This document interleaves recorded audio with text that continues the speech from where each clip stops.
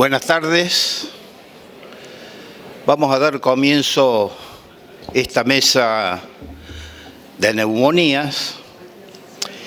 Y en una breve introducción, yo recuerdo fines de la década del 60, a mí me enseñaron neumonía y me decían, esto es neumonía y esto es neumonitis. Y esta era la diferencia. Y quizás lo único que marcaba dentro de la clínica, fiebre, dolor pleurítico y estertores a la auscultación.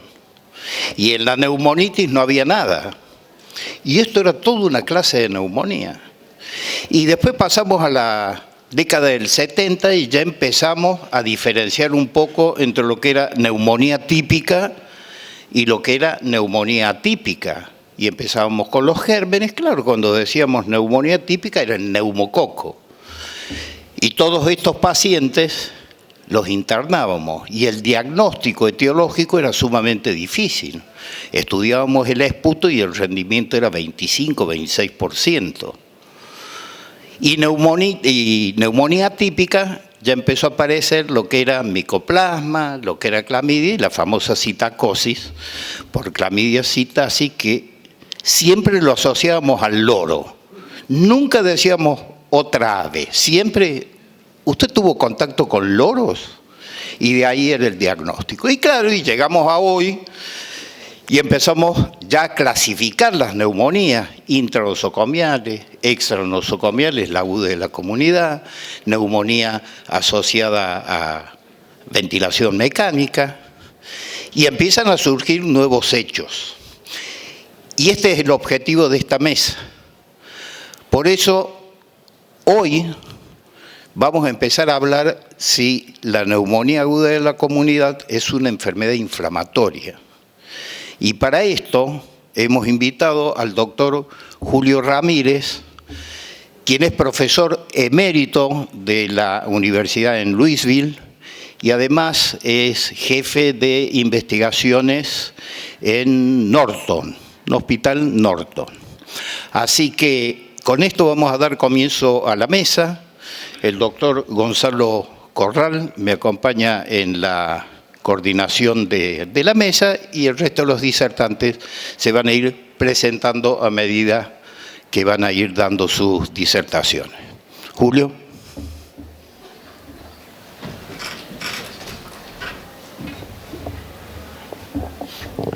Buenas tardes, muchas gracias. Gracias por la invitación. Es un placer estar acá con todos ustedes. Y entonces me ha tocado el tema de discutir si la neumonía es una enfermedad inflamatoria. Y para esto voy a tocar 3 puntos. Como estamos en un simposio de cambiar los paradigmas, voy a hablar de cómo ha cambiado el paradigma de la neumonía de la comunidad, el rol que tiene la inflamación en la patogénesis y los resultados clínicos y las hipótesis que tenemos hoy en día en cuanto a este proceso inflamatorio. En cuanto al cambio de modelo de la neumonía, hace unos años en Estados Unidos el Instituto Nacional de Salud hizo 2 días, un workshop de 2 días para discutir cómo teníamos que investigar en neumonía. Juntaron un grupo de investigadores de Estados Unidos. Yo participé en este simposio y fueron 2 días de trabajo. Y yo resumiría esos 2 días en una parte de este artículo. Primero, un concepto que dice que en realidad tenemos 2 conceptos erróneos, decimos como parte del manuscrito, por lo cual tenemos problemas en manejar la neumonía en cuanto a la investigación. Y estamos hablando justamente de un cambio de paradigma. Y uno es que siempre consideramos que la neumonía es una enfermedad localizada en el pulmón, cuando hoy en día sabemos que la neumonía es una enfermedad multisistémica y que todo tipo de órgano puede estar afectado durante un proceso de neumonía. Y el otro concepto equivocado que nosotros enseñamos, hablando de historia de la neumonía, enseñamos siempre, es que la neumonía es un proceso agudo.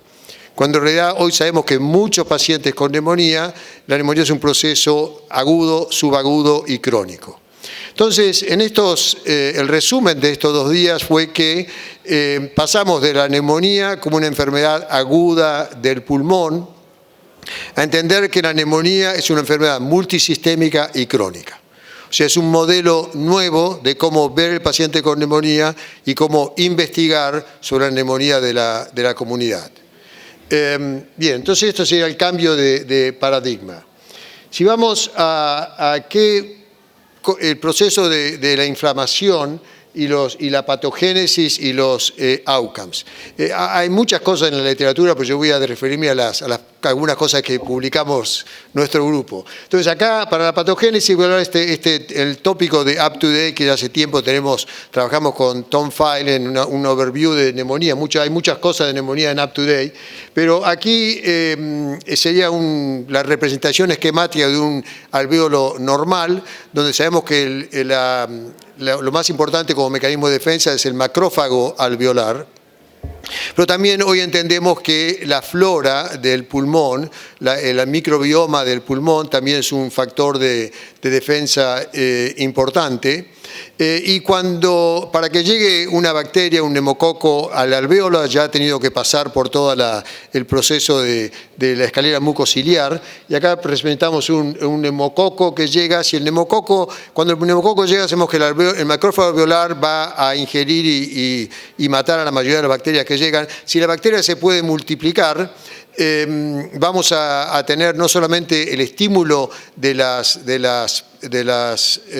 moléculas bacterianas, los pathogen associated molecular patterns, sino que también el neumococo o cualquier bacteria va a dañar las células endoteliales, que va a producir daño, y vamos a tener los damage associated molecular patterns, los DAMs, y eso va a generar que el macrófago genere citoquinas. Si bien el macrófago es el número 1 generador de citoquinas, sabemos que también las células endoteliales, las células epiteliales producen citoquinas, sobre todo citoquinas inflamatorias, que van a generar la respuesta inflamatoria del pulmón. Entonces terminamos con una respuesta inflamatoria local y una respuesta inflamatoria sistémica. O sea, estamos viendo la neumonía de la comunidad como nuestro sistema inmunológico generando una respuesta inflamatoria a nivel alveolar, y debido a las citoquinas en la circulación general hay una respuesta inflamatoria sistémica. Para seguir, paso a este artículo que también hicimos con Tom File, que el mes pasado se publicó donde vemos acá el concepto de la neumonía, de la inflamación, pero hay una inflamación fisiológica, que es esta respuesta inflamatoria local y sistémica. Si el paciente va a mejorar, hay una respuesta antiinflamatoria compensadora con mediadores como las resolvinas, pero acá no estamos hablando del paciente que mejora, sino lo que estamos hablando es que el paciente que va a continuar y va a pasar de una neumonía leve moderada a una neumonía severa. Y acá lo que entendemos, la patogénesis como la entendemos, es que es un proceso inflamatorio que se hace disregulado. Ya no tenemos un proceso inflamatorio fisiológico, sino es una cuestión disregulada, y desde el punto de vista clínico vamos a tener disfunción orgánica. Todavía no hay un punto claro cuando el paciente pasa de una neumonía moderada a una neumonía severa. Es fácil ponerlo acá en un diapositivo, pero y tampoco desde el punto de vista clínico, laboratorio de radiografía, sabemos que la respuesta inflamatoria local, la patofisiología y anormalidad de la ventilación, perfusión, el paciente tiene la falta de aire, la tos, el infiltrado de pulmón, la respuesta inflamatoria sistémica con la fiebre, los marcadores inflamatorios, la proteína C reactiva, pero ¿a qué punto, a qué nivel de proteína C reactiva el paciente ya pasa de una respuesta inflamatoria sistémica a una respuesta disregulada? Bueno, en algunos estudios clínicos, gente ha tomado distintas proteínas C reactivas de 100, 150, para decir, bueno, ya pasamos una respuesta disregulada. El hecho es que tenemos entonces las manifestaciones de la respuesta inflamatoria local, la manifestación de la respuesta inflamatoria sistémica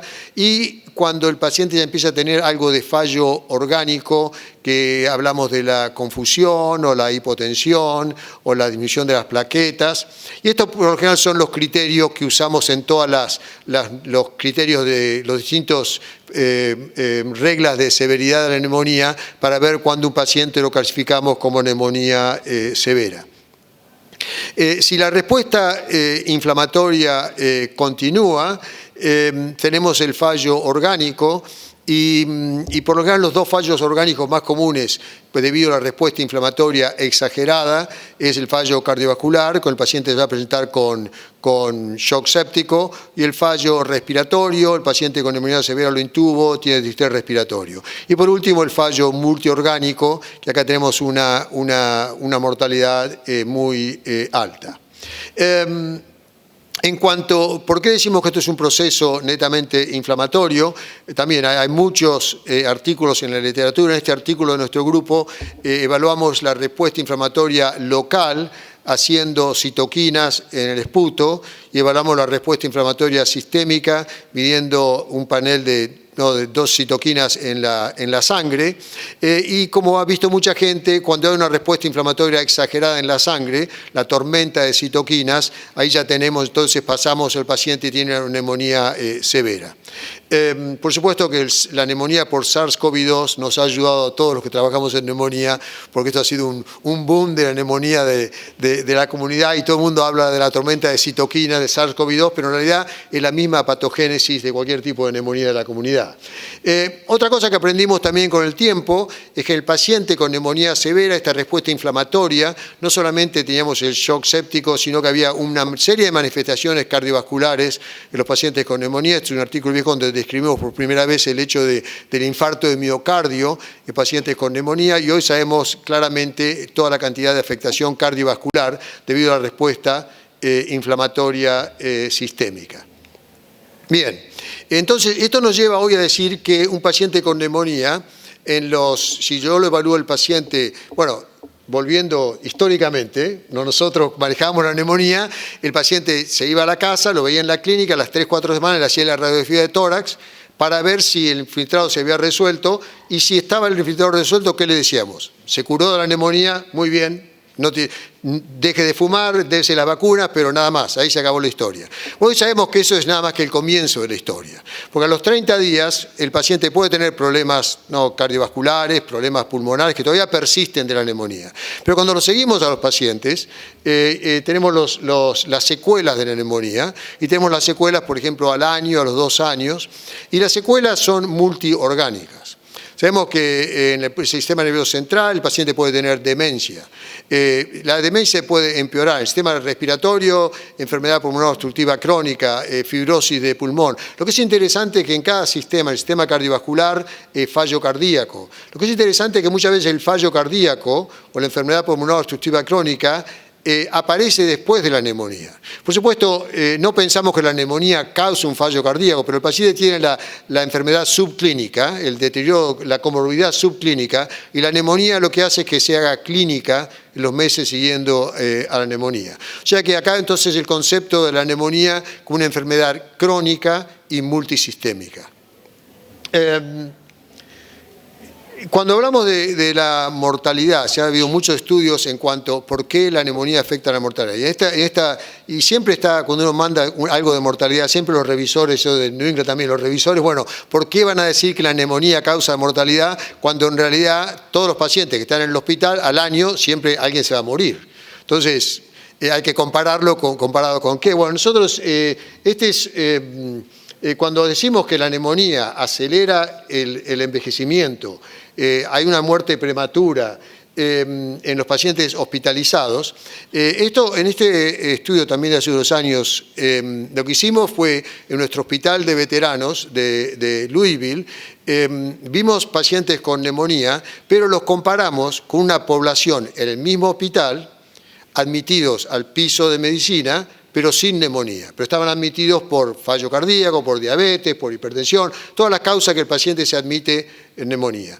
Por supuesto, es un hospital de veteranos, personas la mayoría hombres, personas de edad avanzada, la gente se empieza a morir. Pero cuando vemos a los pacientes que no tenían neumonía, y estaban ajustados de acuerdo al Comorbidity Index, el 50% de la mortalidad de los que habían estado en el hospital ocurría a los 7 años. Pero cuando seguimos a esos mismos pacientes, veteranos, pero que habían estado en el hospital con neumonía, el 50% de la mortalidad es a los 3 años. O sea que aquí vemos el concepto de que si uno mira a todos los pacientes que están en el hospital, el paciente que tiene neumonía se va a morir más rápido que todo el resto que estuvo en el hospital. Después, cuando miramos en este estudio que seguimos por 2 años todos los pacientes admitidos con neumonía en todos los hospitales de Louisville, fueron más o menos 8.000 pacientes, y podemos acá empezar a analizar qué pasa con la mortalidad en grupos especiales de pacientes. Cuando vemos los pacientes aquí con neumonía severa, esos son los pacientes admitidos a cuidados intensivos. Si el paciente está en cuidados intensivos con neumonía severa, no interesa que se vaya a la casa, 1 de cada 2 está muerto al año. Y otro grupo también especial son los pacientes con neumonía severa, que hay más o menos un 10%, que son los pacientes inmunocomprometidos. Tiene neumonía severa, está en un biológico, tiene algún proceso que está inmunocomprometido, también. El 50% de mortalidad es al año. O sea que estamos hablando de una enfermedad aguda, subaguda, crónica, y este proceso de inflamación que permanece en muchos pacientes, evidentemente, por supuesto, esta mortalidad no es debido a la neumonía, es mortalidad debido al infarto de miocardio, debido a otras descompensaciones, ¿no? Pero es el proceso que la neumonía acelera las otras comorbidades.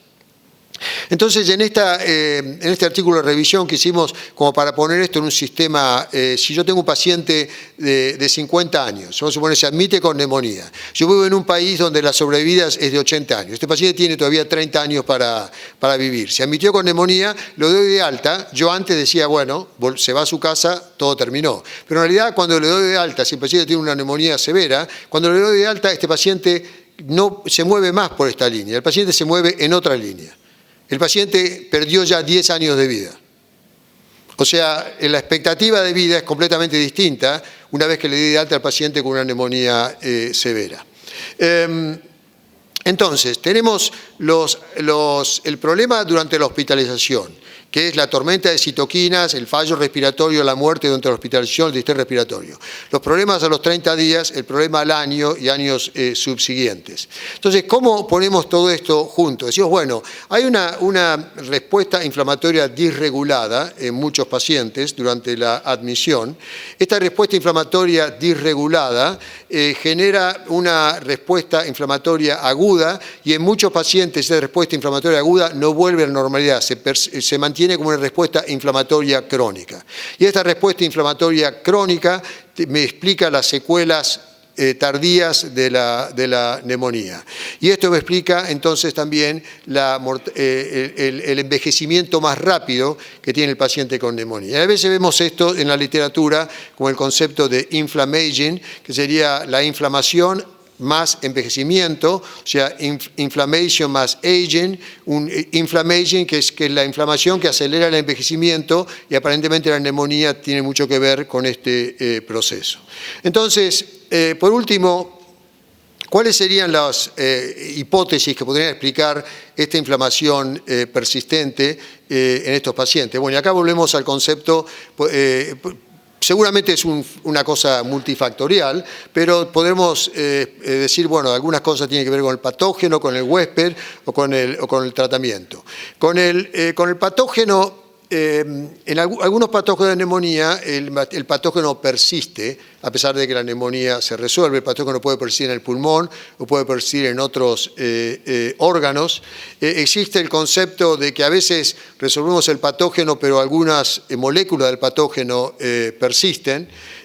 Acá hay muchos estudios muy buenos, animales, en monos, indicando que la neumonía por neumococo, cuando el mono está bacterímico y sin encontrar la bacteriemia, el neumococo está en distintos órganos, el neumococo está en el corazón, hay microabscesos en el corazón, se producen escaras en el corazón, hay anormalidades del sistema cardiovascular y el primate queda con un fallo cardíaco después de una neumonía por neumococo. O sea que hay invasión directa del patógeno y muchas veces persistencia del patógeno. Por supuesto que con SARS-CoV-2 sabemos que después de la neumonía, pacientes que se han muerto a los 6 meses, 9 meses, se encuentra con PCR, le encontramos el ARN en el cerebro y en muchos órganos distintos. No sabemos si el virus está vivo o es simplemente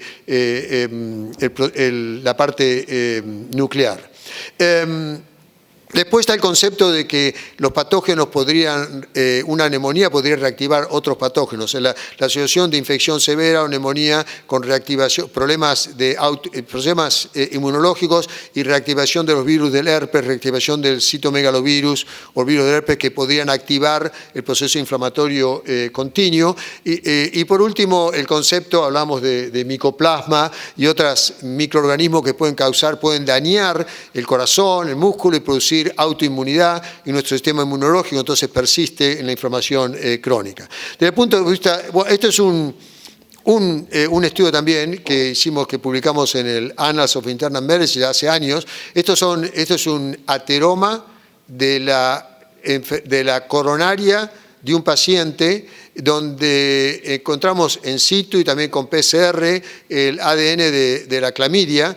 Lo importante es que 3 laboratorios distintos cultivaron la clamidia de este ateroma. O sea que hay muchos estudios que con PCR encontramos patógenos en ateromas en pacientes con enfermedad aterosclerosis. Pero en este caso pudimos cultivar la clamidia. O sea que la clamidia está viva, esto es una infección crónica en un ateroma de una bacteria que seguramente surgió anteriormente de una neumonía causada por una clamidia neumonía. O sea, a lo mejor hay muchas de estas infecciones persistentes que es difícil cultivar porque, bueno, en este caso fue una situación especial porque eran pacientes, porque cómo cultivar de manera estéril una coronaria. En este caso eran pacientes con trasplante de corazón, que en el momento del trasplante estábamos nosotros en el quirófano, nos daban el corazón trasplantado, disecamos la coronaria, ahí todo en esterilidad, mandamos a distintos laboratorios los pedazos de coronaria y como distintos laboratorios lo cultivaron, si no hubiera sido un laboratorio solo, de hecho está contaminado. Entonces, es difícil poder cultivar de manera estéril un cerebro para ver qué es lo que podemos tener en un cerebro, pero estoy seguro que hay muchas infecciones persistentes que todavía no podemos diagnosticar.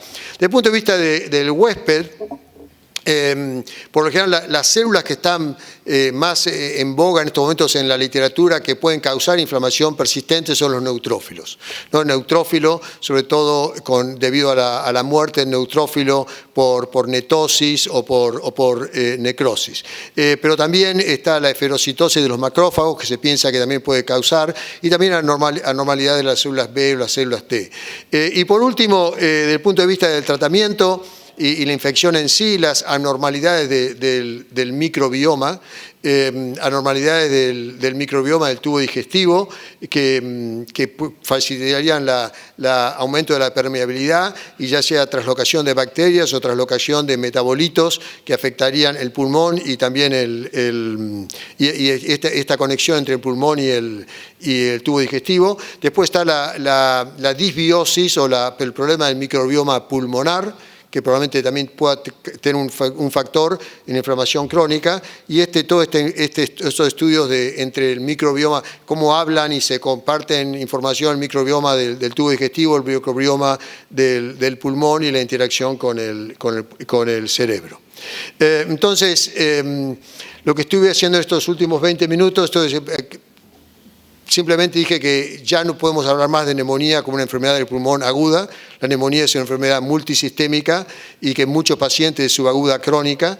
Hablamos del rol de la inflamación no solamente en los outcomes tempranos con la tormenta de citoquinas, sino también una inflamación persistente que estaría asociada con los outcomes tardíos al año. Es el outcome peor, que es la mortalidad, que todavía el paciente sigue muriendo relacionado con la neumonía años después de la neumonía. Y por último, algunas de las hipótesis de cómo explicaríamos esta inflamación persistente. Muchas gracias.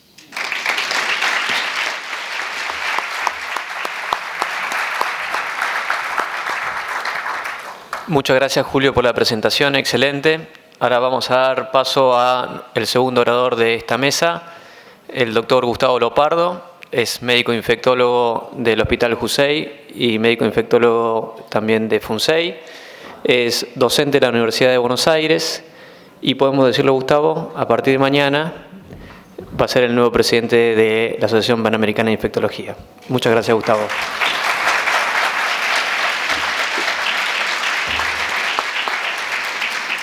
Muchas gracias y buenas tardes. Realmente es un placer estar acá en este congreso, escucharlo a Julio, compartir la mesa con amigos y sos taquillero, Julio, hasta el fondo está lleno. Realmente impresionante, pero realmente un gusto haberte escuchado. Y me toca a mí este título, que seguramente Analía Miquetiuk, que hoy no pudo estar porque se le canceló un vuelo, ella grabó la charla, pero como nos puso títulos raros, viste, repensando el diagnóstico, no quiso venir. Creo que esa es la realidad y por eso se quedó allá. Pero vamos a hablar de esta idea de repensar el diagnóstico. Estos son mis potenciales conflictos de interés. Con la idea que Julio ya introdujo, la neumonía cambió, lo dijo primero Germán, la neumonía de los 60, yo no estudiaba medicina en los 60, Germán, pero yo sé que en esa época la neumonía era diferente y realmente la visión actual ha cambiado en muchos aspectos, entre otros en cuáles son los agentes etiológicos y cómo debemos llevar adelante el diagnóstico en este sentido. Me gusta comenzar contando dos casos de la vida real, ninguno de los dos son demasiado recientes. Este es un caso de un paciente que se hospitalizó en mi hospital, un hombre de 67 años con antecedentes de cardiopatía isquémica, de tabaquismo, que fíjense ingresa a emergencias por fiebre, tos, normotenso con 24 de frecuencia respiratoria, leucocitosis, saturando 95% y en esa radiografía de tórax todos consideran que con esos síntomas, 14.000 blancos y esa placa, tiene una neumonía adquirida en la comunidad. Como estándar de cuidado se tomaron 2 hemocultivos y empezó tratamiento con ceftriaxona. A los 24 horas, 2 de 2 hemocultivos eran positivos, para cocos eran positivos en racimo. Eso llevó a que los clínicos agregaran vancomicina, pensando en la posibilidad del estafilometicino resistente, un patógeno que está creciendo en la frecuencia, y 72 horas más tarde fue tipificado como un estafiloepidermidis, por supuesto interpretado como un contaminante, y se suspendió la vancomicina. El segundo caso es el de un hombre, esto también ocurrió probablemente en 2015, de 71 años, con antecedentes de cáncer de próstata en remisión. Se hospitalizó en época de invierno en nuestro centro, fíjense, con fiebre, normotenso, con 20 frecuencia respiratoria y esa placa. Opacidades algodonosas, se consideró que tenía una neumonía, empezó tratamiento con terapia combinada, ampicilina, sulbactam y claritromicina, y por ser en época invernal y esa placa se le agregó oseltamivir. Desde hace años en mi hospital, el Hospital Jusey de Vicente López, participamos de un estudio del Instituto Nacional de la Salud que nos permite determinar agentes etiológicos llamado FLU3. Le hacemos en el momento un test rápido y mandamos para hacer una PCR a Estados Unidos, cuyo resultado lo tenemos no para utilidad del paciente, sino al año siguiente.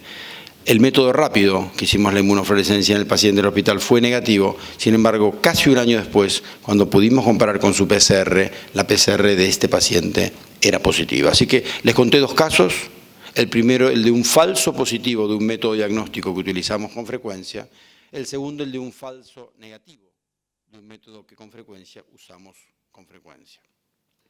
Y recién el doctor Julio Ramírez introdujo el concepto del pulmón ya no como un tejido estéril naturalmente, que era lo que aprendí en la facultad, que la vía respiratoria inferior era estéril y hoy sabemos que no lo es. Y Julio introdujo el tema del diálogo entre el tubo digestivo y el pulmón, los cuales embriológicamente tienen un origen común, el tubo digestivo y el pulmón. Hoy sabemos que existe un microbioma formado por prebotelas, beilonelas, estreptococos, con un recuento considerable, 10 a la 3 a 10 a la 5, microorganismos que dialogan entre sí en condiciones normales, que están en contacto con el huésped, y cuando llega una noxa, un virus, un neumococo o la combinación de ambos, con frecuencia rompen ese equilibrio y se desencadena esta enfermedad que ya entendemos que no es solo del alvéolo pulmonar, sino que estamos hablando de una enfermedad sistémica. Aquí somos la gran mayoría infectólogos, hay microbiólogos, hay micólogos y tenemos una gran diversidad de especialistas, pero desde nuestra especialidad sabemos que nos resulta atractivo poder determinar cuál es el agente etiológico de una infección. Muchos beneficios, ¿no es cierto? Identificar si hay un patógeno resistente, por ejemplo un neumococo resistente, absolutamente inusual en nuestro medio, pero podría haber hoy una enterobacteria productora de beta-lactamasa de espectro expandida de la comunidad, achicar el espectro, un neumococo sensible, darle penicilina o AMPI. Ante circunstancias de microorganismos con mucha implicancia inmunológica, legionela, para nuestro medio inusual, pero que debe llamarnos la atención, SARS-CoV-2, por supuesto, o influenza. Si falla inicialmente, tenemos microorganismos, luego va a hacer un cambio, pero además, hacer diagnóstico microbiológico va llegando a que con el tiempo conozcamos un poco mejor cuál es la epidemiología de los microorganismos que producen neumonía. Sin embargo, cuando revisamos la bibliografía, los resultados no son muy alentadores. No se ha mostrado mayor beneficio en términos del beneficio individual del paciente, que digamos que cambia el tratamiento. Son pocos los beneficios que para el paciente individual en general se ven. Por eso los 4 puntos o 5 que vamos a revisar en los próximos minutos es qué rol tiene la secreción respiratoria baja, el esputo, que durante décadas hemos promovido para el diagnóstico de los hemocultivos. Los métodos tendientes a identificar otros patógenos, virus entre ellos, bacterias, los POC, los Point of Care, que rápidamente nos pueden dar diagnóstico, antígenos urinarios, bien conocidos por nosotros, neumococo y legionela, y finalmente, si tiene algún ron, hacer un test nasal para buscar estafilococo y por eso poder confirmar o descartar que la neumonía es por estafilococo, sobre todo meticilino resistente. Ya hace algunos años, la Asociación Americana de Tórax, junto con la Sociedad Americana de Infectología, publicaron este artículo, en el cual se hicieron muchas preguntas. Esta es una de las preguntas. ¿Vale la pena hacer un esputo en todos los pacientes? Creo que desde hace años que ya la respuesta sabemos que es no. En la mayoría de los pacientes no hay secreciones, cuando las conseguimos son de mala calidad, la celularidad no es adecuada y en muy pocos casos, finalmente, desde la toma de un esputo hasta que se cambie un tratamiento antibiótico, eso sucede. Sin embargo, en estas recomendaciones guardaron esta recomendación para casos puntuales, neumonía severa. No es inusual que esa neumonía severa requiera intubación y esas secreciones muy fáciles de obtener pueden darnos datos de interés.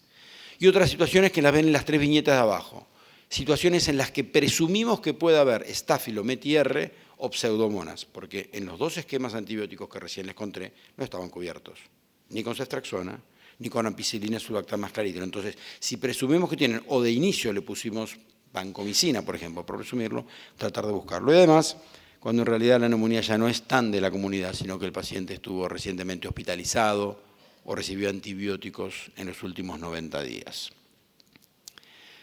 La segunda pregunta es, ¿vale la pena tomar hemocultivos? Que cuando yo hice mi residencia de medicina interna era un estándar de cuidado, se le tomaba hemocultivos a todas las neumonías y en aquel momento ya empezaba a decirse, pero las de manejo ambulatorio parecieran no tener sentido. Y existen una gran cantidad de publicaciones, algunas que muestran que solo el 2% de los hemocultivos en pacientes ambulatorios son positivos. Hace bastante tiempo que ya hemos dejado de tomar hemocultivos. Sin embargo, en los pacientes hospitalizados existe la discusión. Pero hemos visto, como por ejemplo en el primer caso que compartí con ustedes, que la toma de hemocultivos, lejos de beneficiarlo, lo llevó a que recibiera durante 72 horas antibióticos como vancomicina, en algunos casos hasta prolongar la estadía hospitalaria por todas estas circunstancias. Entonces, nuevamente, ATS, la Sociedad Americana de Tórax, con la Sociedad Americana de Infectología, coinciden en que hemocultivos para esos mismos, neumonías severas, enfermedad de alta mortalidad, sin duda vale la pena, o cuando sospechamos o tratamos estafilometí-R y pseudomonas, o en pacientes que tienen condiciones que los predisponen a patógenos resistentes. El doctor Julio Ramírez mostró hace un rato un artículo que publicaron con Thomas Feil hace apenas 4 semanas en New England, un Clinical Practice. Ellos revisan todo el capítulo de neumonía y ellos resaltan que hoy hay menos tendencia en hacer diagnóstico de neumonía etiológico, pero no lo dejemos del todo de costado, ¿no es cierto? Hay situaciones, particularmente neumonías severas, o en cada oportunidad que ustedes consideren que ese paciente se puede beneficiar de diagnóstico etiológico, lo hagamos. Hablamos de secreciones respiratorias esputo, hemocultivos. Y antes de hablar de virus, me parece importante traer con ustedes este artículo bien conocido. En julio de 2015 se publicaba el estudio PIC, un estudio que analizó adultos inmunocompetentes, o por lo menos no con inmunocompromiso severo, hospitalizados por neumonía en hospitales de Chicago y de Nashville. Casi 2.500 adultos. E hicieron una serie de estudios que no hacemos nosotros en Latinoamérica en la práctica habitual. Me refiero a hemocultivos, antígenos, serología, biología molecular y una serie de procedimientos que están más allá del estándar de cuidado. Fíjense que la torta muestra que en gris claro el 62% de los pacientes no tuvieron ningún diagnóstico etiológico. Con todo ese gran armamentario de métodos diagnósticos solo lo consiguieron el 38% de los casos. Y miren las barras, probablemente lo conozcan, el primer patógeno aislado en neumonía adquirida de la comunidad en pacientes hospitalizados fue rinovirus. Si cuando yo era residente de infectología le hubiera dicho al doctor Estambulián que tenía una neumonía internada en un adulto por rinovirus, me hubiera dicho que tenía que ir a leer, porque los rinovirus causan resfrío. Sorprendió a todos nosotros estos. El primer bacteria en esta serie, segundo influenza, tercero es neumococo, cuarto metaneumovirus y el sincicial respiratorio el quinto. Entre los primeros 7 patógenos, 6 de ellos son virus. Este estudio puede ser criticado por muchas cosas. Este estudio fue hecho en un área del mundo en que los chicos tenían alta cobertura de vacuna para neumonía, probablemente los adultos se beneficiaran. Los métodos utilizados para buscar virus tenían bastante más sensibilidad que los que se buscaron para las bacterias. Pero esto que casi parecía un poquito disparatado, difícil decir disparatado, en un artículo publicado en New England, el SARS-CoV-2 vino a decir, parece que las cosas van por ese lado, y que los virus tienen un fuerte rol en las neumonías en los adultos, no solo en los chicos. Y eso lo sabemos bien, con un virus que nos resulta a todos muy familiar, el virus de la influenza, con una enorme carga de enfermedad anual en términos de episodios, de visitas a emergencias, hospitalización y muerte. Hoy vamos conociendo cada vez un poquito más sobre un virus con características bastante similares, sobre todo a la gripe, en términos de carga de enfermedad, afectando mucho a chicos, como ven ahí, o adultos, particularmente a aquellos con comorbilidades y, como pueden ver, produciendo la descompensación de una serie de enfermedades base y produciendo neumonía. Muy, muy parecido a lo que sabemos de la gripe. Y muy bueno este gráfico comparativo de Maggi en el cual comparan la influenza en azul y al virus sincicial respiratorio en color naranja en términos de la posibilidad de complicaciones en el tracto respiratorio inferior, sobreinfecciones bacterianas, complicaciones cardíacas o incluso muerte. Y fíjense cuán comparable la carga de enfermedad de los dos virus. Ya sabemos que el virus sincicial respiratorio no solo produce bronquiolitis en los chicos, sino que produce fuerte carga de enfermedad también en los adultos. Es por eso que en los últimos años se han ido abusando los métodos diagnósticos para poder diagnosticar los virus, antígenos, con sus limitaciones. Los chicos en general tienen alta excreción viral, tienen alto rédito de los métodos rápidos de inmunofluorescencia. En los adultos que tenemos menor excreción, los métodos tienen menos sensibilidad, y yo compartí un caso con ustedes. Y es por eso que hoy tenemos métodos con distintas sensibilidades. Mencioné hace un rato los point of care, la posibilidad de hacer diagnóstico al lado de la cama del paciente. Y puse acá un strep test porque probablemente fue el primero que nos enseñó de los métodos que realmente podemos tener un método en el cual en 15 o en 20 minutos le podemos decir a un chico que le duele la garganta y que tiene fiebre si él tiene una angina viral o bacteriana. Fue probablemente el que abrió la puerta a esta enorme cantidad de métodos diagnósticos virales rápidos que en un rato Analía Mikietuk, en la charla que nos ha enviado grabada, va a profundizar más, como por ejemplo este BioFire Film Array, que detecta 27 microorganismos, bacterias, bacterias, virus, microorganismos capaces de producir lo que algún día le hemos llamado neumonía típica, como clamidófila, micoplasma o legionela, e incluso 7 genes que determinan resistencia, probablemente de mayor utilidad para neumonías hospitalarias, que en algunos casos estos resultados pueden tenerse en muy corto tiempo.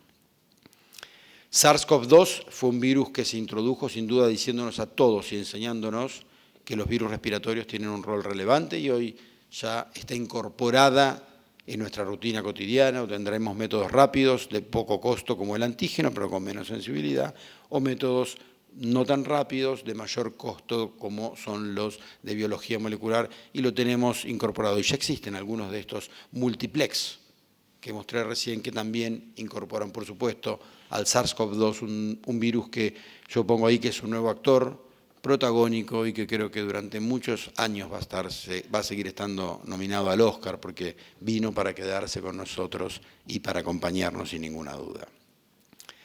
Aquel artículo de hace un rato era de ATS y Sociedad Americana. Este, un poco posterior, del año 2021, es solo de las ATS, la Sociedad Americana de Tórax, en el cual revisan algunos puntos como este.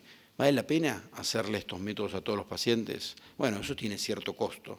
En nuestro medio este costo realmente resulta bastante prohibitivo para la mayoría de los centros en que trabajamos, sobre todo para pacientes ambulatorios. Probablemente se reserven de nuevo a las neumonías severas o a un capítulo que no es el que hoy estamos tocando en esta mesa, que es en huéspedes inmunocomprometidos, en quienes las neumonías virales tienen incluso una interpretación diferente que la de los huéspedes inmunocompetentes.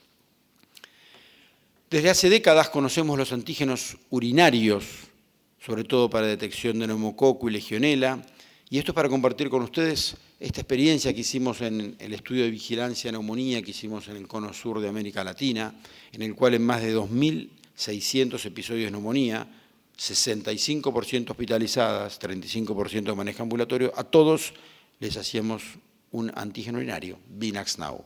Y fíjense la positividad general, que fue muy baja, fíjense que fue solo del 6.5%. Les cuento que en los primeros pacientes que lo hacíamos, los médicos nos llamaban y decían, deben estar vencidos estos kits, porque todos dan negativos. Y estamos leyendo que la sensibilidad es 70-90%.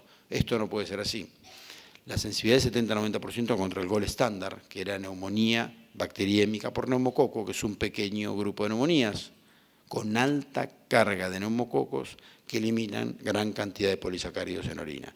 Esto es lo que pasa en la vida real y fíjense, cuando analizamos pacientes ambulatorios, hospitalizados u hospitalizados en cuidados intensivos, cómo aumenta la sensibilidad. Definitivamente mayor rol del neumococo, definitivamente más secreción de polisacáridos. Lo mismo cuando analizamos la severidad en términos del CURB-65, lo que nos muestra abajo. Fíjense, la mortalidad con el antígeno positivo fue mayor. No nos resulta ninguna novedad saber que la neumonía por neumococo mata a muchas personas, particularmente adultos mayores. En esta serie nosotros vimos una sensibilidad en general menor que el resto de otras series publicadas y eso nos plantea en cuáles son las circunstancias en que se justifica hacer un neumococo y probablemente no se justifica en pacientes de bajo riesgo. Disponemos también de antígenos urinarios para legionela, un patógeno que tiene una frecuencia de aislamiento muy variable según el lugar del mundo donde estemos. Y en Argentina tenemos que recordar algunos hitos. Las primeras publicaciones, la primera que hay en nuestro medio es una publicación de nuestro grupo, en el cual hicimos diagnóstico de legionela por serología, un método indirecto, con falsos positivos. Luego hubo publicaciones del doctor Luna, del doctor Caberlotto, pero ustedes recordarán la foto que ustedes ven a vuestra derecha es del Hospital de Carmen de Areco, cuando en enero de 2013 hubo un brote hospitalario que afectó y generó alta mortalidad en personal de salud. Fueron diagnósticos por PCR y por serología. La foto que ven a vuestra izquierda es mucho más reciente, hace exactamente un año, cuando en la ciudad de Tucumán, una institución, se vio afectada por un brote también intrahospitalario llevando a mortalidad y en estos casos también se alió legionela. Pero la primera vez que una legionela se cultivó el método gold standard de certeza, fue en el contexto de un estudio de investigación en el cual me tocó participar, fíjense, comparando dos drogas, en que entre otras cosas se mandaban secreciones respiratorias a cultivar a Estados Unidos. Y Analia Mikietuk presentó en el Congreso de SADI hace 8 años el primer aislamiento en cultivo de una legionela en nuestro medio. Traigo este tema porque legionela, algún patógeno que probablemente hace 20 o 25 años decíamos en Argentina no está, probablemente sí esté, nos cuesta encontrarlo y tenemos que identificar quiénes están en riesgo. Por eso, importante, hablando hoy de métodos diagnósticos, revisar de qué métodos diagnósticos disponemos. Algunas son en secreciones respiratorias y, por ejemplo, el cultivo que les conté, que recién hablé que fue el que se cultivó, es en secreciones respiratorias, o en el caso de Carmen de Areco, se hicieron cultivos PCR de secreciones respiratorias e incluso de la autopsia del pulmón de una de las personas que murió. Podemos hacer también métodos serológicos, que fue la mayoría de los diagnósticos de las personas también de Carmen de Areco, o lo que hacemos en la práctica, el antígeno urinario, buscando también los lipopolisacáridos de la legionela, que tiene una sensibilidad adecuada, sumamente específico, pero recordemos que solo detecta legionela neumófila del serogrupo 1, que es la mayoría, pero hay algunos brotes hospitalarios que son producidos por otras legionelas. En los huéspedes inmunocomprometidos hay otras legionelas y por eso hoy están en desarrollo nuevos test en orina que nos podrían ayudar a hacer más sensible este diagnóstico. Por eso también esta guía de la ATS dice que no recomiendan hacerlo de rutina, de nuevo siempre para llevarse un mensaje a caso a neumonía severa, los mayores esfuerzos para conocer el agente etiológico o siempre que pensemos que estamos ante una situación epidemiológica que nos hace sospechar que la legionela puede estar presente. El último punto para compartir con ustedes es el rol del Staphylococcus aureus. Cuando estudiábamos medicina, algunos de nosotros hace algunas décadas, el Staphylococcus aureus era un patógeno muy inusual en la neumonía de la comunidad y pensábamos que era el que podía seguirle a un episodio de influenza, sobreinfectando la influenza. Sin embargo, con los años eso ha cambiado y en este estudio que hemos compartido con algunos investigadores en el cual, fíjense, un estudio de una enorme cantidad de países, se enrolaron casi 3.200 pacientes adultos hospitalizados por neumonía. Y lo que se tomaron fueron los métodos que cada hospital hacía como estándar de cuidado. En nuestro hospital tomamos hemocultivos, algunas veces esputo. Y fíjense, el Staphylococcus aureus, independientemente de su sensibilidad, representó el 6% de los aislamientos. Y la mitad de ellos eran Staphylococcus aureus meticilino resistente. Un dato relevante porque no está cubierto en general en los esquemas antibióticos que utilizaríamos en forma convencional para una neumonía adquirida en la comunidad. Stefano Liberti y el resto de los investigadores también tuvimos en cuenta qué factores encontramos en el estudio que estaban asociados a la presencia del Staphylometr y uno que todos conocemos y es clave es saber que el paciente tuvo una bursitis de codo hace un mes y ahora tiene neumonía. Seguramente todos sabemos que debemos cubrir en el tratamiento empírico Staphylococcus meticilino resistente, pero también en los casos muy severos, con algunos otros hallazgos como hemoptisis, rash o leucopenia. Definitivamente las guías locales deben tener también muy en cuenta cuál es la epidemiología del lugar donde trabajamos. Y en este sentido existen algunos estudios que nos hablan del rol de hacer el hisopado nasal en búsqueda de Staphylococcus meticilino resistente como un predictor de que si la neumonía es o no. Y estos son los resultados de un metaanálisis en que se analizaron 22 estudios en que hacían búsqueda del Staphylococcus nasal. En casi la mitad de los estudios era con biología molecular, en otros usaban cultivo y en otros usaban cultivo y biología molecular. Y creo que el valor más relevante es el valor predictivo negativo, es decir, no encontrar Staphylococcus aureus meticilino resistente en las narinas de un paciente con neumonía adquirida en la comunidad aleja fuertemente la posibilidad de que este sea el patógeno que produce la enfermedad. Podemos decir hoy que la era del esputo y los hemocultivos van quedando atrás, lo cual no quiere decir que no tiene nunca rol el esputo ni los hemocultivos, como hace un rato dije, sino que ya no es solo una toma de esputo y hemocultivos. Hoy disponemos de una cantidad de métodos como antígenos urinarios, point of care, una serie de métodos de biología molecular como son los multiplex que amplían las posibilidades diagnósticas enormemente con alta especificidad y con resultados en tiempo real que verdaderamente le puedan servir al paciente para cambiar las conductas. Definitivamente esto también tiene un tema de costos, en que para este congreso de SADI y de la Asociación Panamericana de Infectología en nuestra región sabemos que tiene un impacto muy fuerte en tomar decisiones para incorporarlos en la rutina de nuestra práctica diaria. Muchas gracias por su atención.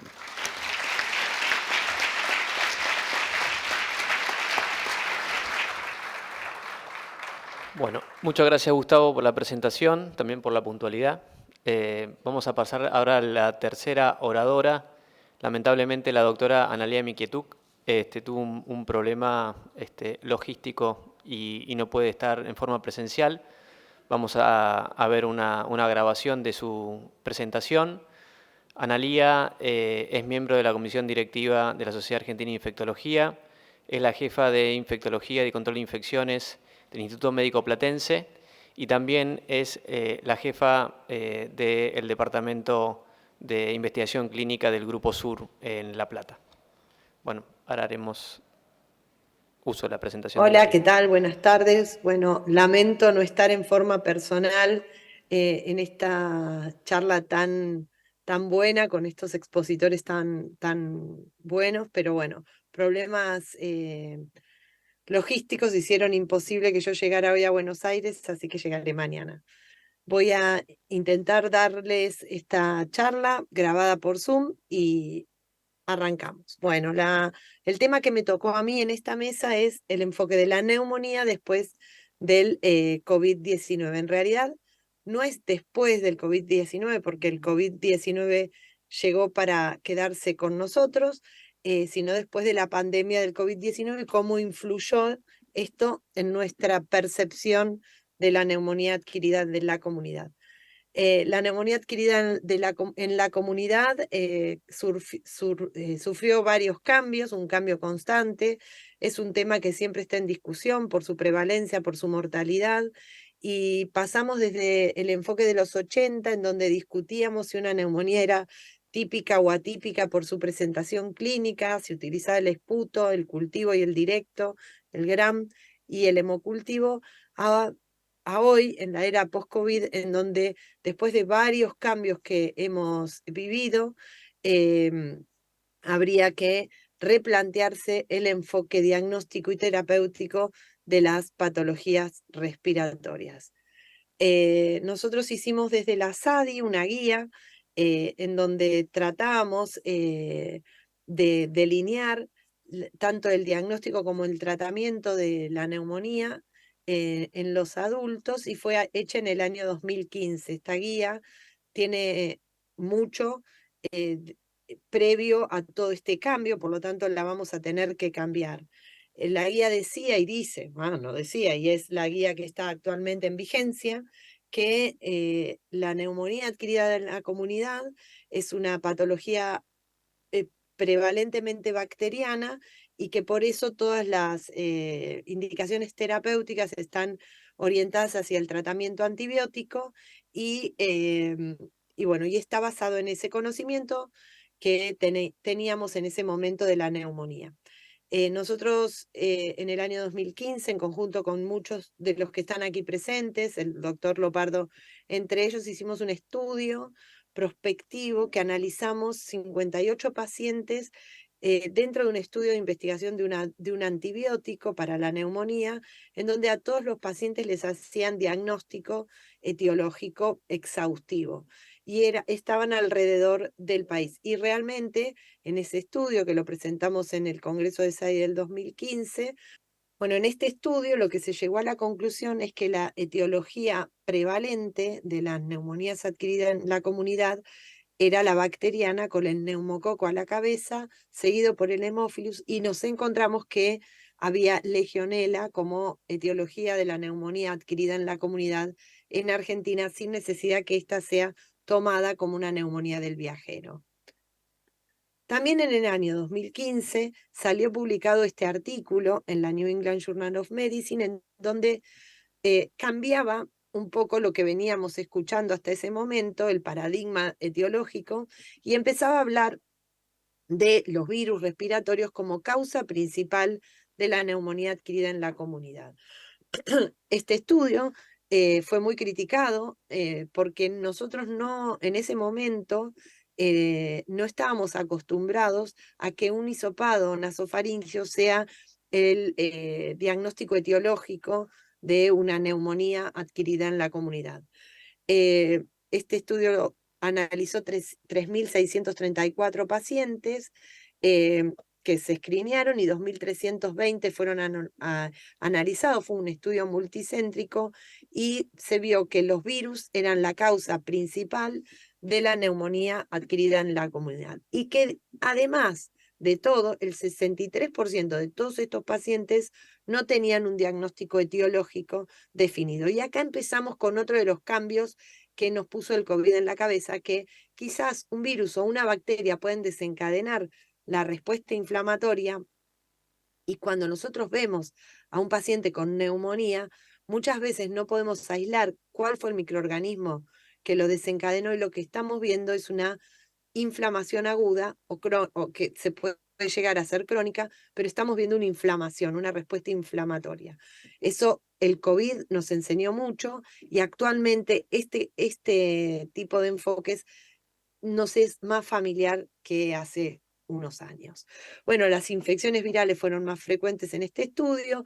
El rol de la vacunación del neumococo seguramente tuvo alguna incidencia en este cambio de la etiología, la vacunación tanto de los niños como de los adultos, y lo que muestra, que acá tapo con mi cabeza, es la necesidad del desarrollo de test rápidos diagnósticos más sensibles. ¿Qué pasó en el 2020? Un tsunami llamado COVID, fue una epidemia que a nosotros nos cambió la vida laboral, el enfoque laboral y el enfoque de los pacientes que tienen infecciones respiratorias. Desde marzo del 2020, con el primer caso en Argentina, hasta hoy, además de los contagios y las muertes que lamentablemente sucedieron, el COVID fue un catalizador de estudios clínicos de tratamiento, de estudios clínicos de vacunas y de desarrollo de test diagnósticos y de su diseminación a lo largo del país, lo cual nos permitió una rápida adquisición de conocimientos, dar respuestas inmediatas, una nueva forma de comunicación, y pudimos aportar al desarrollo de vacunas y de tratamiento, viendo el lado positivo de lo que nos dejó la pandemia.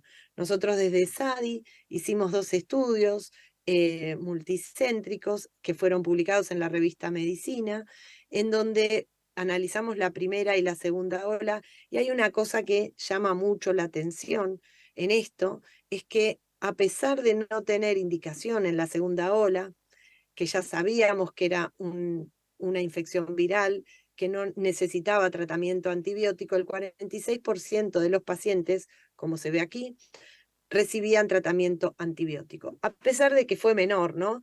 Estadísticamente significativo, pero seguía siendo muy alto. Y solamente se documentaron sobreinfecciones en el 11% de los pacientes.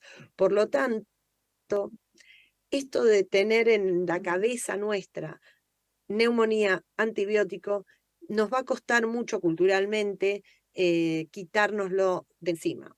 El COVID fue una muestra de eso. Bueno, las conclusiones de estos hermosos trabajos que hicimos con la sociedad fue que los parámetros clínicos y de laboratorio fácilmente disponibles, como la edad, el sexo masculino, la saturación menor de 91 y el recuento de linfocitos, pueden identificar pacientes con mayor riesgo de mala evolución en pacientes hospitalizados con COVID. ¿Y qué nos deja además esta enseñanza? Es que hoy, frente a una neumonía adquirida en la comunidad, tenemos que sospechar COVID.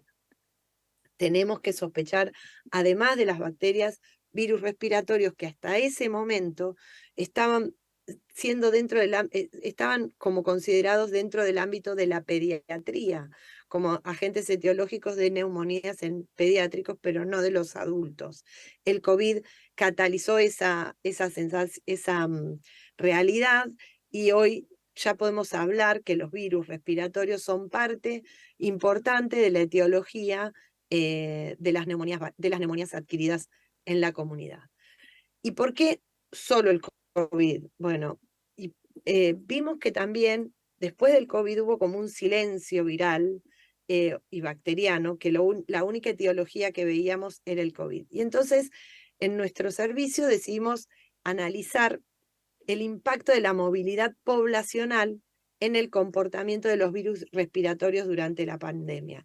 Queríamos ver que si estos elementos como la cuarentena, el distanciamiento social, la suspensión y la restricción de las clases presenciales, la suspensión de eventos masivos, influían no solo en el COVID, sino también en la diversidad viral de las infecciones respiratorias.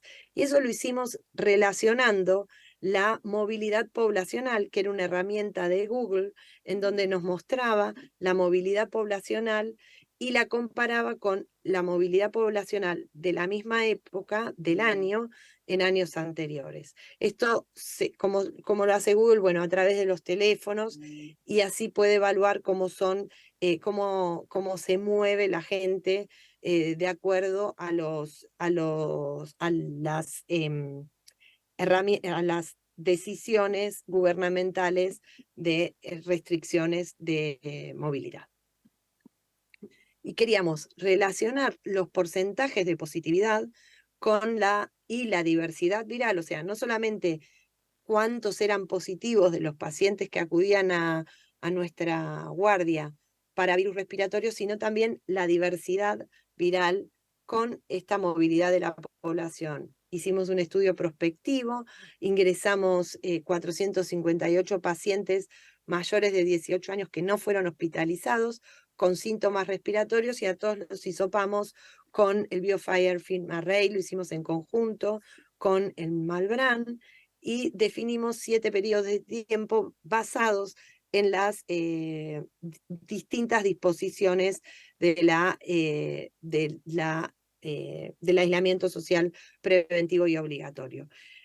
Como fue primero el distanciamiento, después la presencialidad con restricciones, la suspensión de las clases presenciales, la presencialidad con restricciones nuevamente, las vacaciones de verano, nuevamente la presencialidad con restricciones y el uso optativo de barbijo en las aulas. Bueno, estos 7 periodos los correlacionamos con la positividad viral y realmente vimos que estaban relacionados la diversidad viral, la movilidad poblacional y el porcentaje de positividad.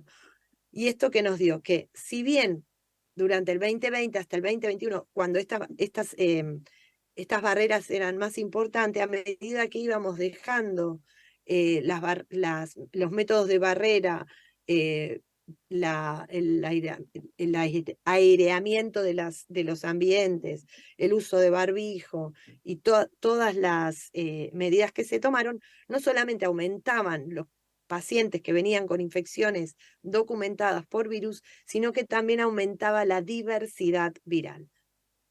Bueno, esto también en el Boletín Epidemiológico Nacional lo podemos ver al día de hoy, como durante el 2020 hay un silencio viral y estos virus empezaron a aparecer a medida que las restricciones fueron suspendidas. Y hoy tenemos un barajar y dar de nuevo como que no tenemos una estacionalidad ni del COVID, ni de la gripe, ni del virus sincitial respiratorio. Empezaron a aparecer casos de metaneumovirus en adultos como responsables de neumonías adquiridas de la comunidad y para influenza. O sea, esta mezcla de dejar las medidas de aislamiento y de tener mejoras en los métodos diagnósticos que hace posible documentar las infecciones que afectan a nuestros pacientes, nos dan esta variedad de etiologías en la neumonía adquirida en la comunidad. Bueno, el virus sincitial respiratorio es un virus que siempre lo teníamos como del área de la pediatría, es un virus, lo relacionamos directamente con las bronquiolitis. Bueno, este virus, a partir del desarrollo de estos nuevos métodos, nosotros hicimos un estudio prospectivo en donde veíamos que los pacientes que se internaban con neumonía adquirida en la comunidad y los hisopábamos con el multiplex, tenían, además de influenza, tenían virus sincitial respiratorio. Este virus les causaba neumonía, una mortalidad elevada, prácticamente, probablemente mucho broncoespasmo, quizás más que los otros virus respiratorios, y lo paradójico es que muchas neumonías que tenían este diagnóstico eran consolidaciones en sus placas y no podíamos determinar por la radiología si era bacteriana o viral. Fíjense, acá tenían infiltrado alveolar unilateral, infiltrados intersticiales bilaterales o infiltrados alveolares bilaterales. Como que la etiología viral no es más de los infiltrados intersticiales bilaterales. Luego, lo que hicimos fue comparar la morbilidad y la mortalidad de este virus, de estos pacientes con diagnóstico de virus sincitial respiratorio con con pacientes que tenían influenza y que tenían COVID-19, y vimos en este estudio que lo presentamos en el europeo del año 2021, que fue en Lisboa, en el 2022, perdón, que tenían más mortalidad o una mortalidad similar al COVID-19 y mayor que la influenza. Esto digamos, hay muchas publicaciones con mucha mayor cantidad de pacientes que las que pudimos incluir nosotros, que más o menos hablan de lo mismo, hablando que el virus sincitial respiratorio es una etiología mortal y severa en los pacientes mayores de 65 años, y digamos, debido a esta atención frente a este tópico, se desarrollaron exitosamente muchas vacunas y fueron aprobadas para el virus sincitial respiratorio, aprovechando las plataformas que fueron desarrolladas en la pandemia del COVID-19. Hubo otros estudios presentados en Europa, la anterior que yo presenté era en Estados Unidos, en donde en la detección de las etiologías de las neumonías adquiridas en la comunidad, los virus son la causa más importante y quedan muchos pacientes sin diagnóstico. En este estudio, de una red de estudios europeos, el 59% quedan sin diagnóstico, haciendo de nuevo referencia a el diagnóstico de la neumonía cuando ya la respuesta inflamatoria está desencadenada y todavía no tenemos la etiología definida. Y no podemos aislar la etiología que desencadenó esa patología. Y bueno, y ahora, ¿cómo es la neumonía post-COVID? Primer punto, los hemocultivos. Los hemocultivos, las guías americanas de infectología solamente los dejan para los pacientes que están internados graves, y yo creo que se basan en esta positividad baja que están teniendo los hemocultivos a medida que pasa el tiempo y a medida que aumenta la población vacunada contra el neumococo, que era una de las bacterias más invasivas y de las cuales teníamos rescate, pero muchas veces estos hemocultivos nos hacen tomar conductas antibióticas erróneas frente a cultivos positivos por contaminaciones.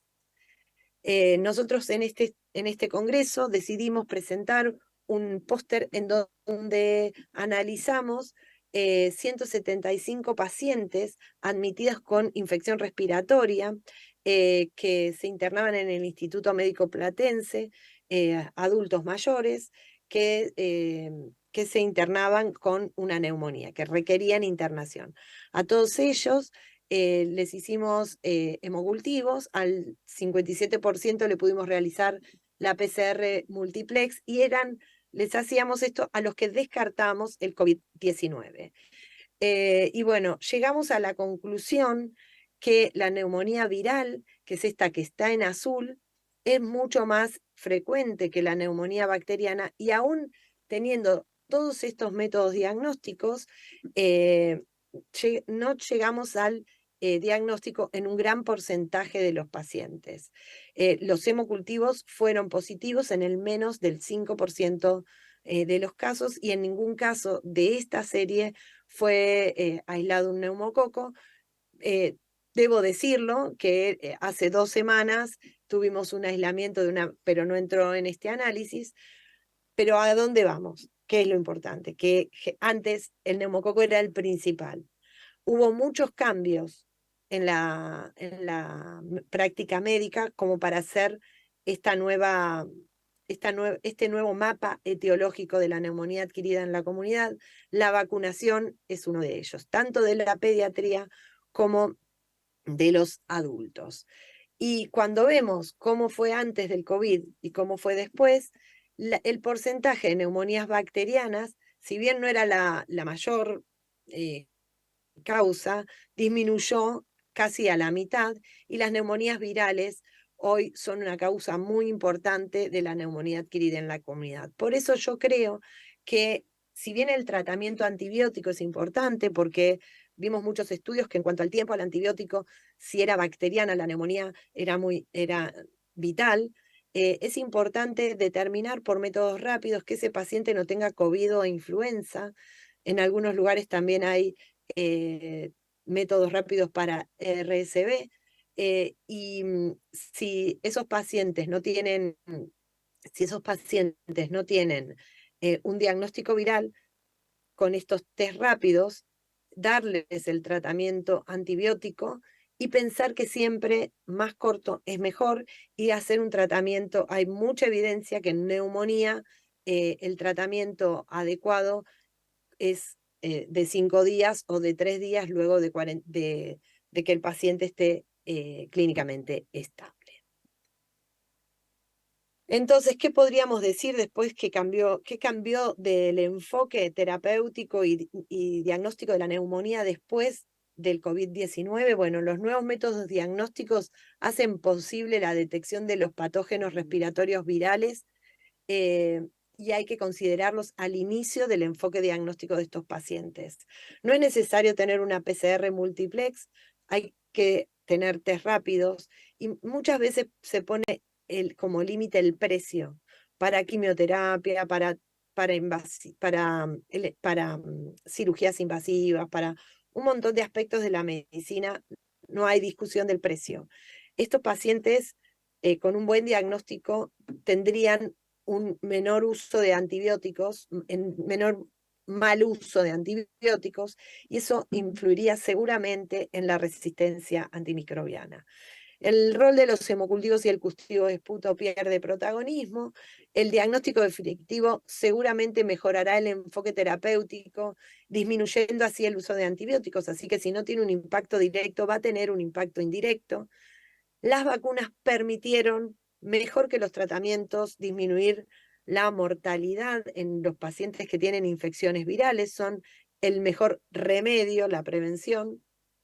Y seguramente, como esto no es nuevo, pero vale la pena reforzar, son necesarios estudios multicéntricos nacionales para evaluar la situación epidemiológica local.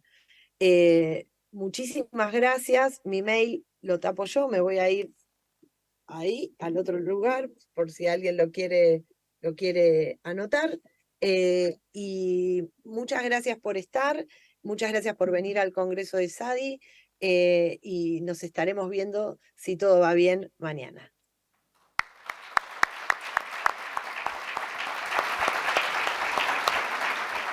Bueno, a la distancia le agradecemos a Analía su presentación. Le pedimos a los oradores que por favor se sienten, Julio y Gustavo.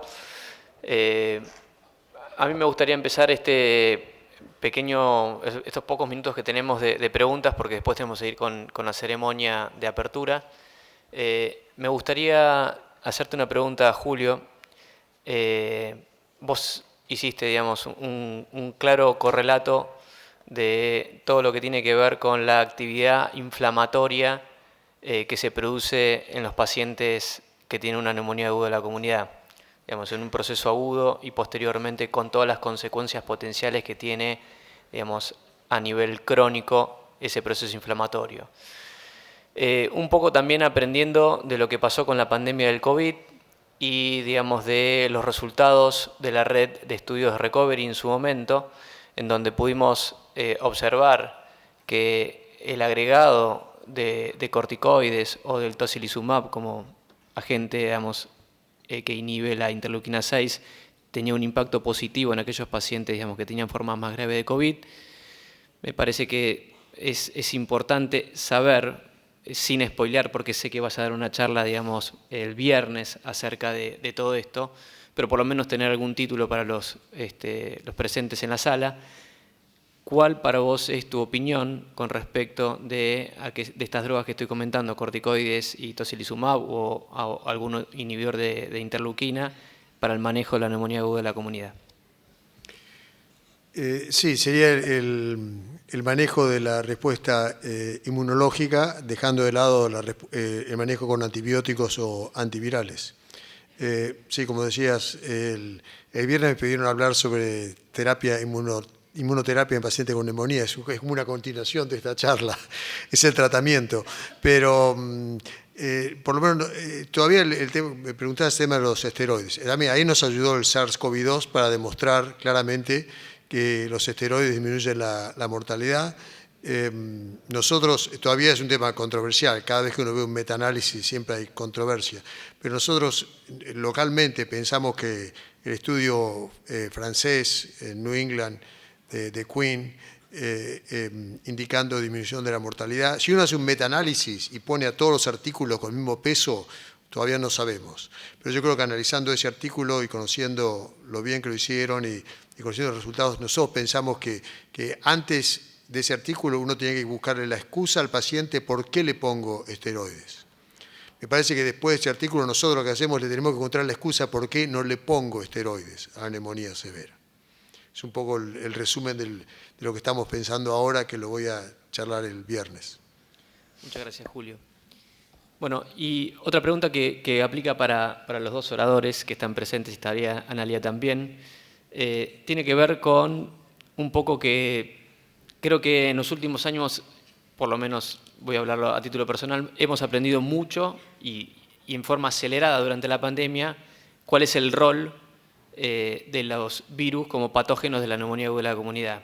Era difícil pensar hace otros años, con la metodología diagnóstica que teníamos también y con los estudios epidemiológicos que llevamos a cabo, que tiene un rol cada vez más protagónico los virus como etiologías de las neumonías agudas de la comunidad. Entonces, considerando esto y en forma paralela el mejoramiento de la metodología diagnóstica, que hiciste, digamos, un excelente resumen, Gustavo, más allá de los costos, ¿a qué paciente que se internan ustedes le harían, digamos, un examen con, si tuvieran disponibles, una plataforma, digamos, múltiple de PCR en búsqueda de etiologías virales?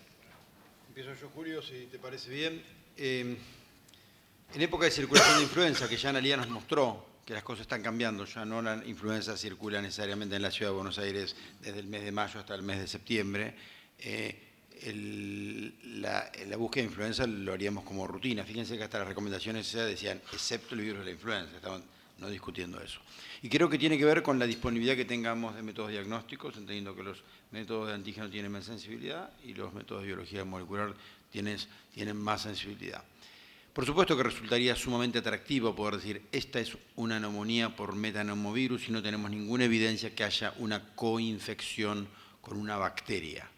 Quizás lo que sucede en gran medida es que en los adultos, más allá de la influenza, no tenemos herramientas terapéuticas para ninguno de estos virus que cambien el pronóstico del paciente inmunocompetente. Ese es uno de los puntos.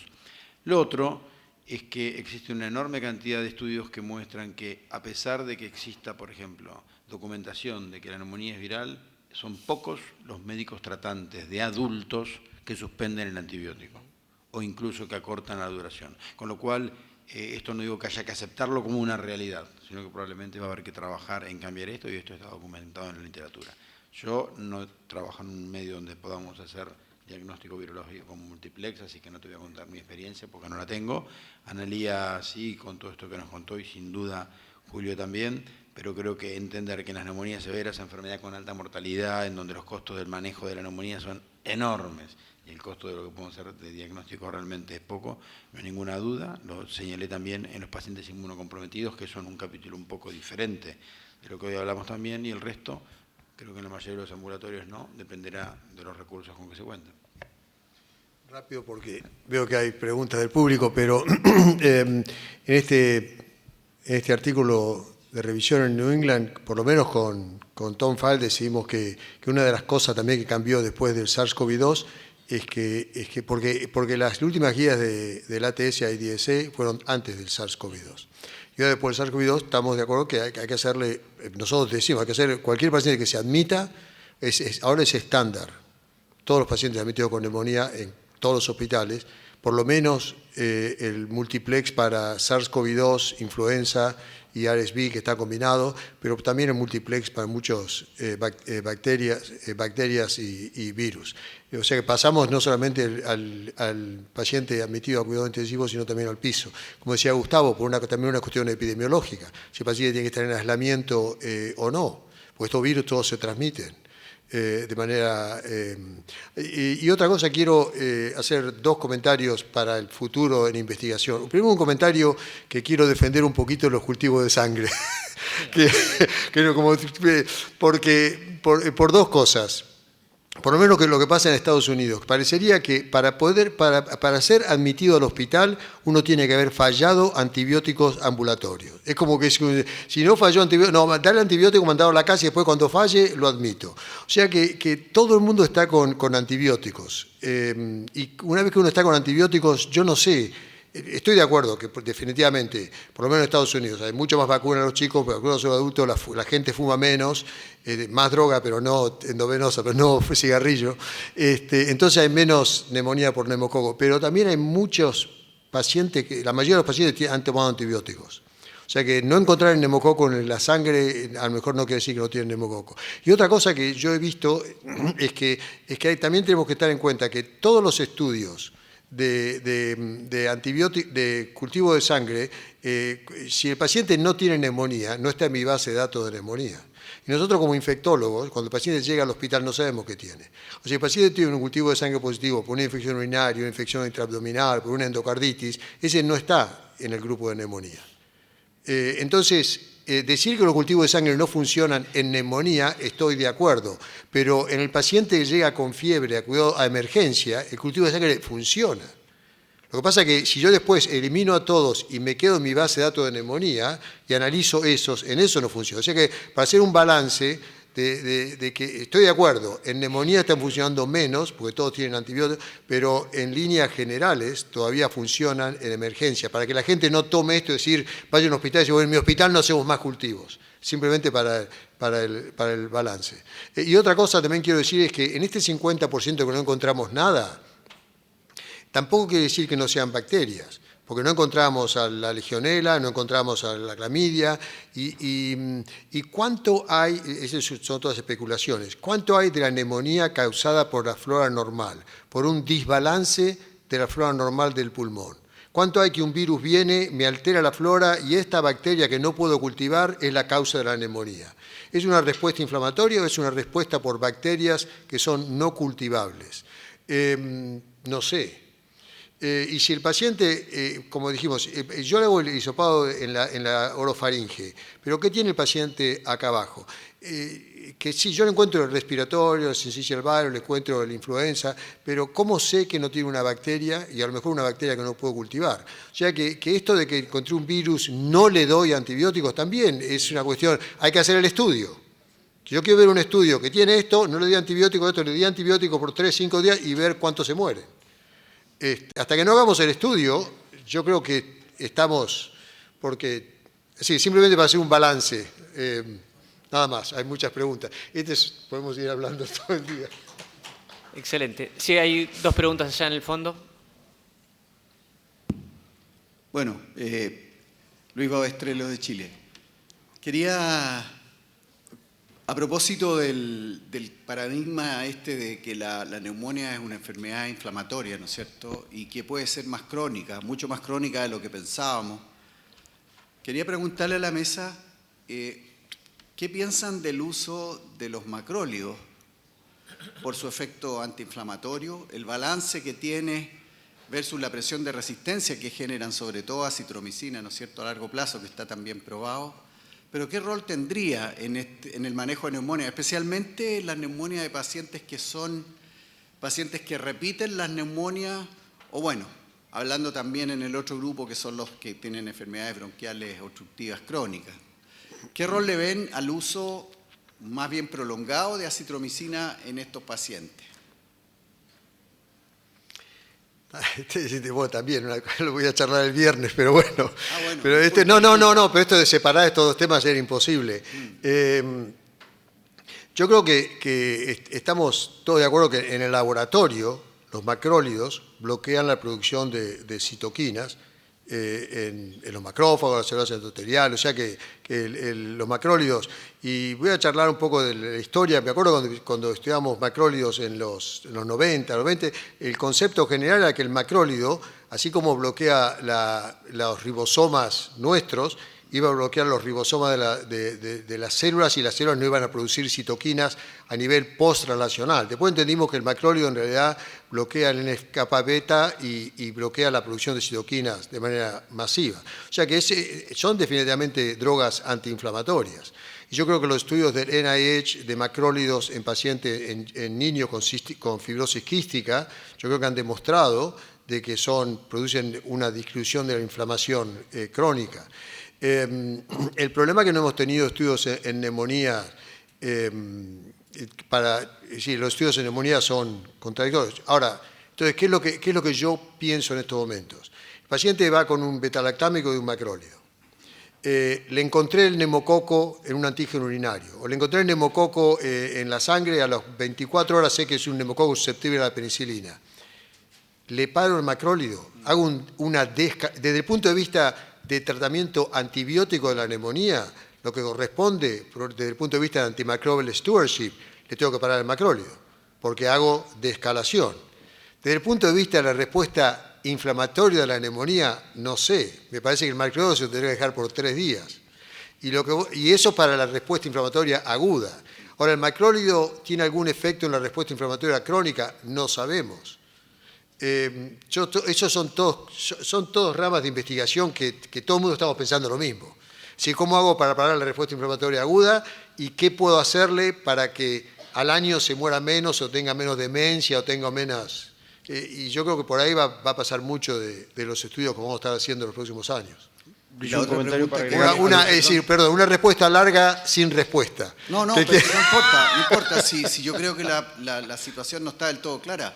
Incluso, y si la etiología te sale que es viral, ¿qué haces con el macróleo? Porque lo que estás bloqueando es la respuesta inflamatoria que está dañando al paciente. ¿Y cómo cuidamos la ecología de nuestros pacientes no dándole macróleo de larga permanencia en las células? Hay gente trabajando, hay gente trabajando en macrólidos sin actividad antibacteriana.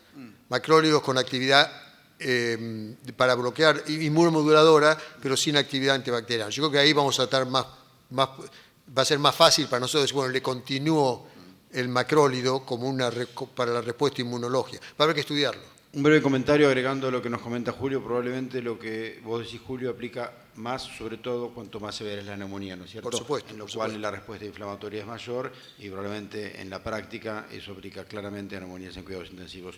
Y otra situación, Luis, tener en cuenta, al menos en Argentina, no conozco exactamente los datos de Chile, el macrólido como monoterapia para neumonía de manejo ambulatorio y no es una buena droga, porque nosotros tenemos mucha resistencia del neumococo a los macrólidos. Última pregunta. Yo soy Jorge Finkelievich y monotemático de hace 45 años, que lo único que hago es estudiar hongos. Ustedes acaban de decir que hay un 50% de estas neumonías que no tienen un diagnóstico etiológico de certeza. Si yo les hago una intradermorreacción a todos los que están acá, la mitad de ustedes va a tener una histoplasmina positiva. Y hay una forma muy fácil de hacer diagnóstico de histoplasmosis hoy, que es a través de una prueba a través de la orina también, buscando antígenos. Entonces, yo creo que en la literatura no hay demasiado, pero una de las cosas que sí puede ser es que una persona tenga una prima infección por histoplasma, sobre todo si vive en ciudades como Buenos Aires, que está llena de murciélagos. Y entonces uno puede tener también una prima infección por histoplasma que puede o no resolverse sola. Perdonen que les haga este comentario monotemático, pero me parece importante que incluyamos a todo esto y que lo pensemos, sobre todo en este momento en el cual hay muchos pacientes inmunocomprometidos que viven en su casa todos los días. Aquellos que tienen enfermedades fundamentalmente relacionadas con alteraciones de su autoinmunidad y que reciben anticuerpos monoclonales, o aquellos que reciben corticoides. Gracias. Un comentario, yo creo que el SARS-CoV-2, que nos ha ayudado a todos, estoy de acuerdo que fue una tragedia, pero también nos enseñó mucho sobre la respuesta antiinflamatoria, muchas veces exagerada, en algunos de estos pacientes, el desbalance y la baja inmunidad que nos lleva a todo esto, y el problema de la aspergilosis con el SARS-CoV-2, y ahora también entendemos todos los casos de aspergilosis con influenza. O sea que también cuando estamos hablando de la neumonía post-viral, estamos hablando de la neumonía post-bacteriana, y ahora aprendemos también una neumonía post-viral por hongos. Y yo hace poco tuvimos un paciente, porque siempre pensamos SARS-CoV-2 y el paciente, bueno, está en el hospital y le va a agarrar el aspergillus. Pero tuvimos un paciente que tuvo SARS-CoV-2 hacía 1 mes y medio atrás, se fue a la casa y al mes vino con neumonía y tenía el aspergillus. O sea que el aspergillus se lo agarró 1 mes después del SARS-CoV-2. O sea que uno tiene que estar pensando este síndrome de aspergilosis después del SARS-CoV-2, no solamente durante la hospitalización, sino el paciente que tuvo aspergilosis. O sea, sí, con el SARS-CoV-2 todo está cambiando y estamos más atentos a las neumonías. Y este paciente no estaba inmunocomprometido por el COVID que había tenido hace 1 mes y medio. Bueno, les voy a hacer un resumen de cuando yo empecé hasta hoy que terminamos. Hemos aprendido muchísimo y todo cambió. Métodos diagnósticos nuevos y debemos buscar la forma y manera de poder hacerlo. Pero hay una sola cosa que no cambió.